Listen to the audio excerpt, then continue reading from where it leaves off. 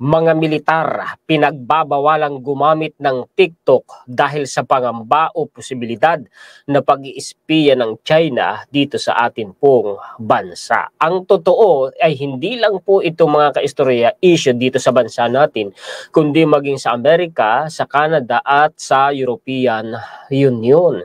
Kapag ang militar ang pinagbawalan na gumamit ng TikTok, may something yun. Ito po ay isang bagay na nakaka-alarma.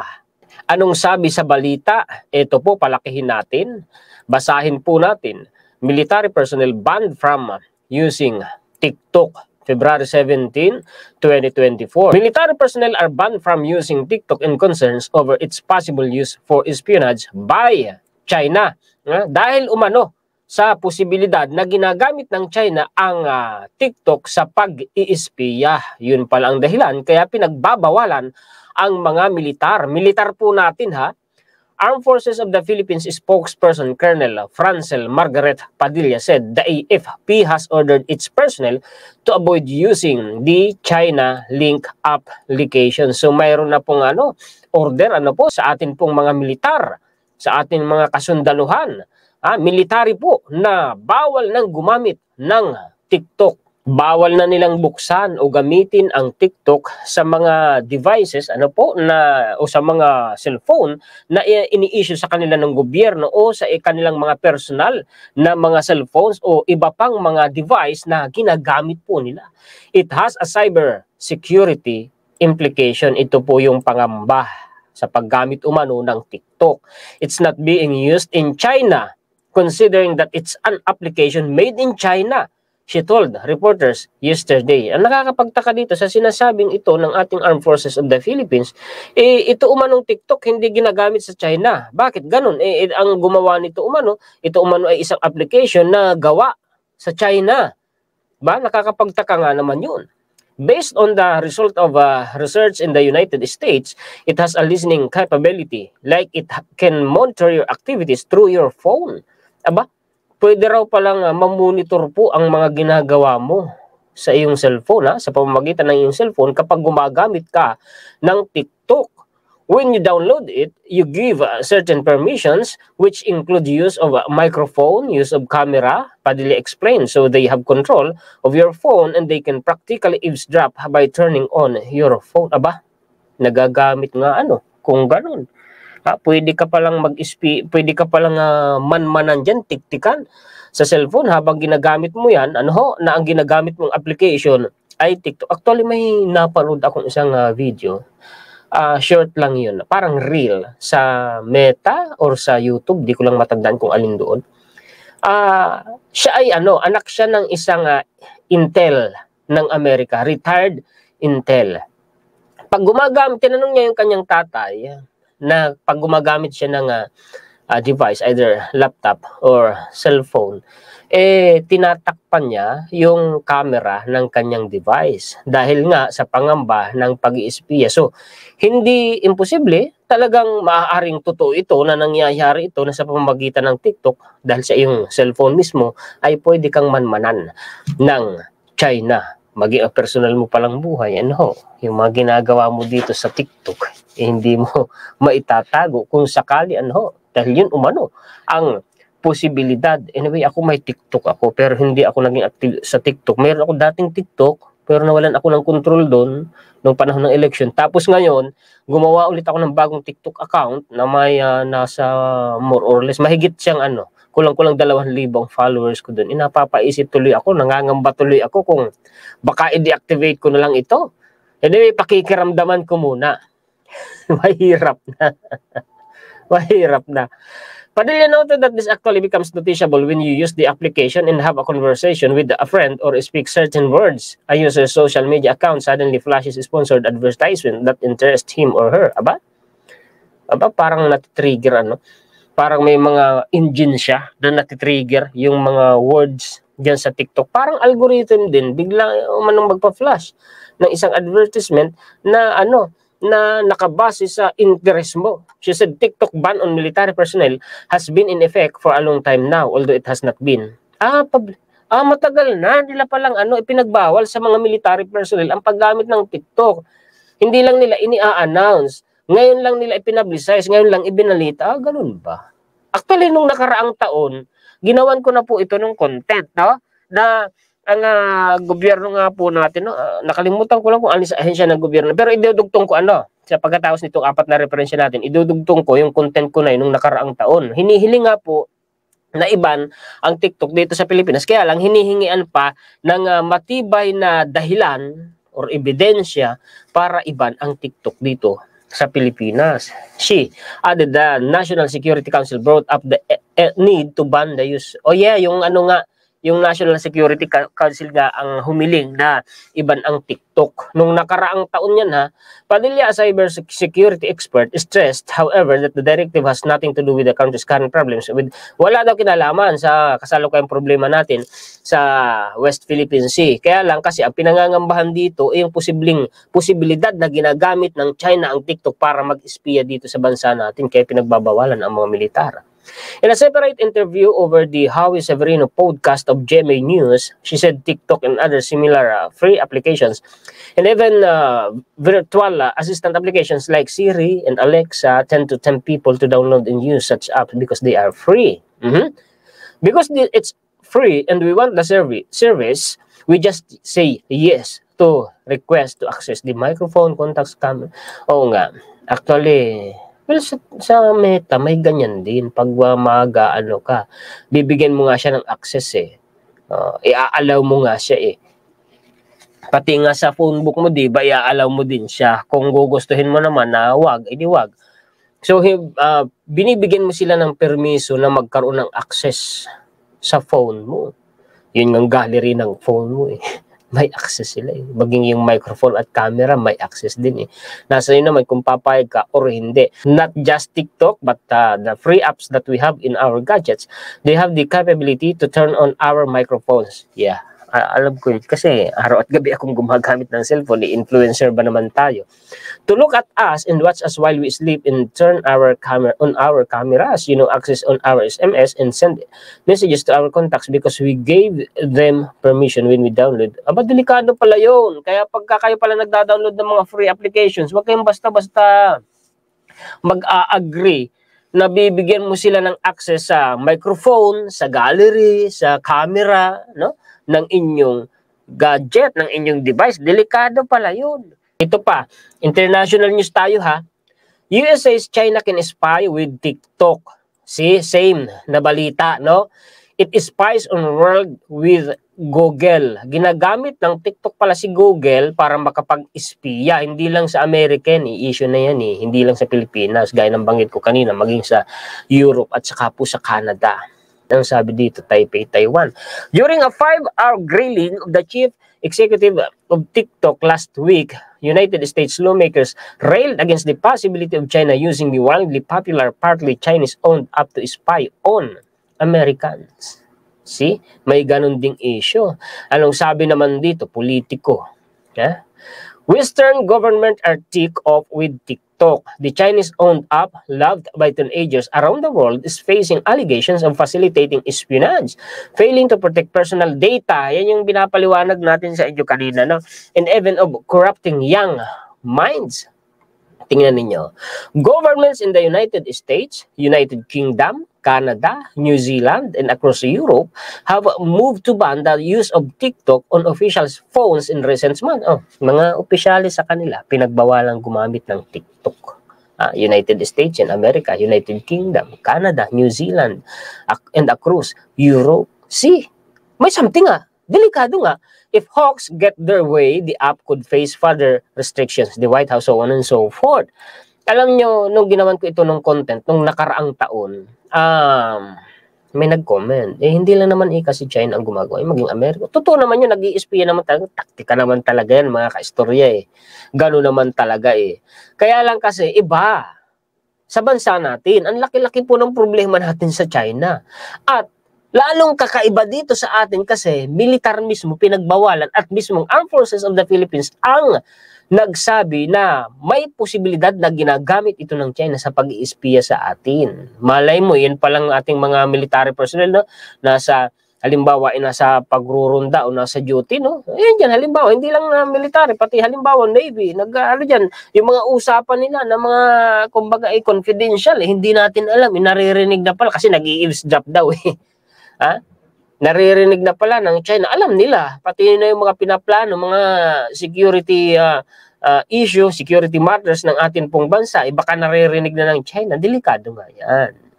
Napapaisip ako, baka nga talagang i-delete ko na po yung TikTok account ko. Habang maaga pa. Mahirap yan. Anyway, alam niyo, ang mahirap po dito sa bansa po natin, mismong ilang mga mambabatas natin, hindi ko lang alam kung gaano sila karami, may mga politiko po na gumagamit ng TikTok. Alam kaya nila ito? Nakakaalarma po ang balita na ito. Hello! Para maban po ang TikTok, heads up po, no? Sa atin pong mga elected official na gumagamit po ng TikTok. Para maban ang TikTok sa Pilipinas, kinakailangan muna, una kasi hinihingian ng matibay na dahilan para iban ang TikTok. Anyway, may isa pang paraan. Ikumilos ang mga mambabatas mula po dyan sa Congress mag-file ng resolution para iban ang TikTok sa Pilipinas. Alam ko, meron po mismong mambabatas na gumagamit po ng TikTok. Delikado ito. May pangamba pala ang Armed Forces of the Philippines na nagagamit ito sa pag-iispiya sa atin. Nakapo, alanganin itong balita na ito, mga kaistorya. Ito pa ang isang balita. Ha? Ito ay si The Guardian. Anong sabi dito? Spy balloon in your phone. Growing calls to ban TikTok threaten its future. Na? Sa ano nga po yan? Sa Amerika, yung pinag-uusapan nilang iban ang TikTok. Nung nakaraang taon pa itong article na ito, ito ang pinaka-latest lang ha, itong sa ano na ito, itong sa Philippine Star na ito, Global, Philippine Star, no? Ito yung pinaka-latest kasi February 17, 2024. Ang ipinabahagi ko sa inyo ay yung nangyari naman, itong sumunod, no? Ay yung nangyari noong nakaraang taon na kung saan ginawan ko rin po ito ng content noong nakaraang taon. Ha? Ito, last week, a U.S. Congressional Committee backed legislation that would give the U.S. President the power to ban the Chinese-owned social video app. The Republican chair of the committee, Michael McCall, said the incident had reinforced fears of Chinese state surveillance, describing TikTok as a spy balloon in your phone. Tinawag na spy balloon ang TikTok sa iyong cellphone. Nabalitaan nyo naman yung spy balloon ng China na pumasok sa Amerika. Sus, nag-i-espiya nun si China. Siyempre, hindi naman yun aaminin ni China noon. Hindi ko lang sure kung tama po yung pronunciation ko ha, mga ka-istorya. It came days after Canada announced it would join the US in barring TikTok from government mobile devices because of security concerns. So, binan nga din po hindi. Nung nakaraang taon, pinag-uusapan nilang iban na ang TikTok. 2023, March 2023, nagsimulang magsilitawan ang mga ganitong balita. The EU, European Union, sa Europe executive arm in the European Parliament have also banned the app from staff phones. Binan na sa Europe. Anyway, ito na po yung akin pong research, maikling dokumentaryo, base na rin sa mga balita noong nakaraang taon tungkol po dito sa TikTok na kung saan hiniling ng National Security Council na iban dito sa Pilipinas ang TikTok dahil nga po sa issue, sa pangamba ng pag-iispiya ng China. Ito na po yun. Inaatake po pala tayo ngayon mga kaistorya ng mga Chinese hackers habang busy po ang gobyerno natin dyan sa tension sa West Philippine Sea. Tayo naman po pala ay palihim na tinatarget, inaatake nitong mga hackers po ng China. Ito po yung tinatawag na Mustang Panda. Grupo po ito mga kaistoryahan na nagsasagawa po ng espionage or pag-iispiya. At ito pong Mustang Panda ay pinaniniwalaan pong affiliated sa gobyerno ng China. Sa makatuwid, sila po ay kumikilos on behalf of the Chinese government. Latest po ang balita na ito, mga kaistorya ha. At sa tingin ko, ito po'y hindi pa na ibabalita dito sa Pilipinas. At ito pa po ang isa pang balita. Ang TikTok po mga kaistorya ay hinihiling ng National Security Council na iban dito sa Pilipinas dahil nagagamit daw po ang TikTok sa pag-iispiya. Naku po, usapin po ito mga kaistorya. National concern po ito ha. National security po ito mga kaistorya. Unahin ko muna itong tungkol sa Mustang Panda. Ang sabi po dito, Mustang Panda hackers targets Philippines government amid South China Sea tension. Palakihin ko nga.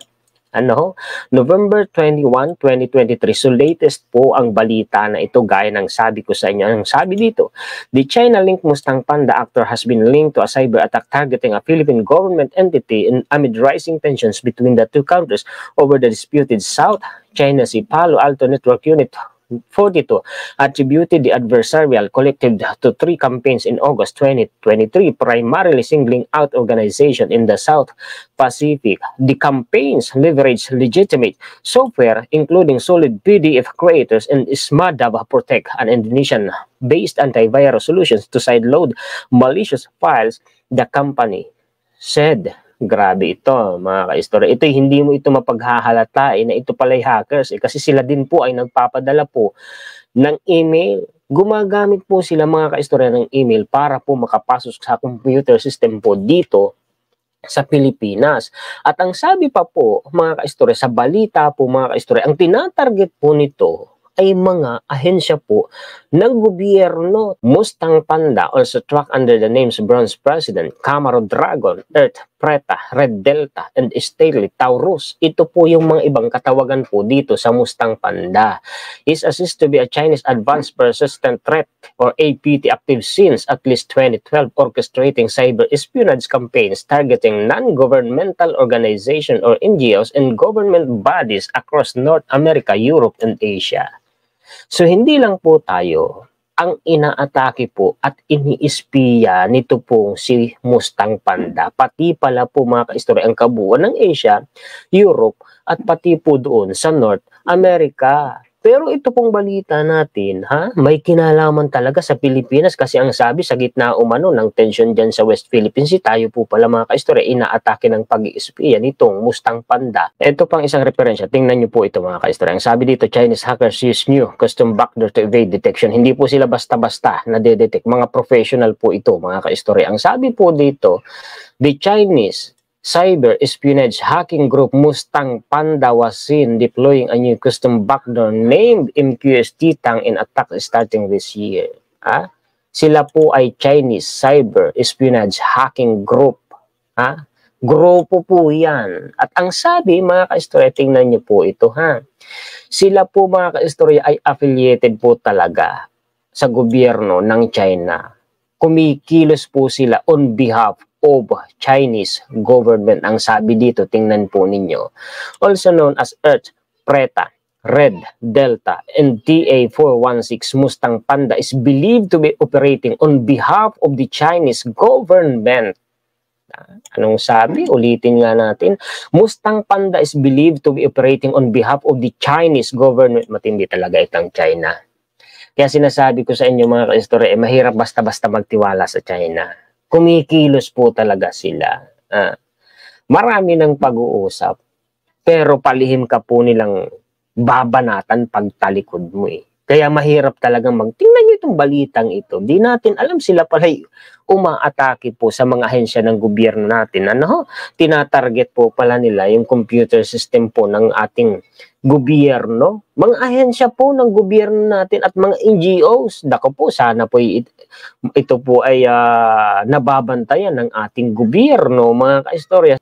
Ngayon, punta po tayo dito sa TikTok. Anong sabi po dito?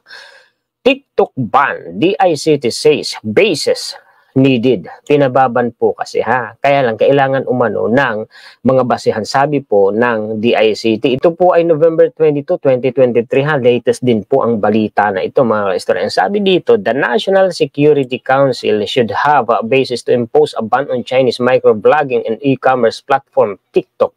Department of Information and Communities Technology, DICT Secretary Ivan Jun Oy said yesterday. Nagagamit kasi daw po ito sa pag-iispiya. Alam nyo naman itong TikTok. kung hindi ako nagkakamali, ang may-ari po nito, Chinese eh. Tingnan niyo po ninyo, TikTok. Anong sabi dito? Fact.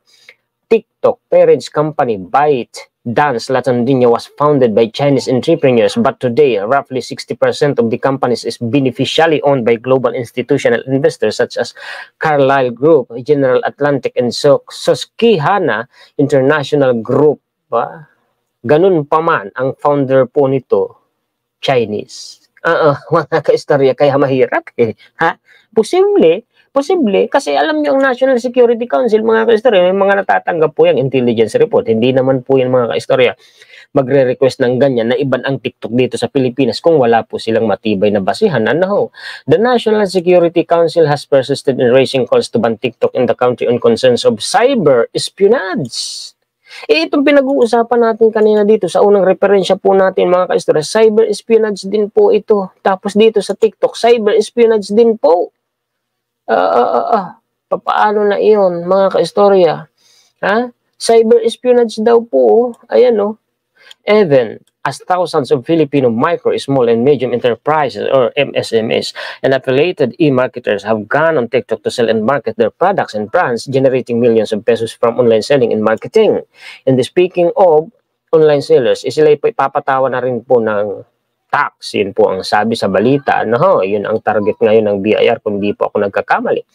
There has to be some basis to do that, Oy said, noting that NEC should conduct a proper investigation and study of the technology of TikTok, but before making a decision to push a ban on TikTok, Oy said the NEC should first invite the platform to explain their technology. Kaya lang, paano kaya yun? Mga kaistorya, sana magkaisa mga ahensya ng gobyerno natin. Kung totoong nagagamit ito, dapat maglabas si National Security Council ng matibay nga namang basihan. At ito po ay alarming po, mga kaistorya, ang sinasabi na ito ng NSC. Gaya ng sinabi ko kanina, hindi yan magsasalita, mga kaistorya, ng walang matibay na basihan. Well, antabayan na natin kung ano po ang ilalabas po nilang basihan. Mga kaistorya, babantayin ko po ang balita na ito. Before making a decision like that, they could probably have TikTok come and explain to us their technology, the basis for this kind of concern is if there is any. Or he said, adding that NEC should also not single out TikTok.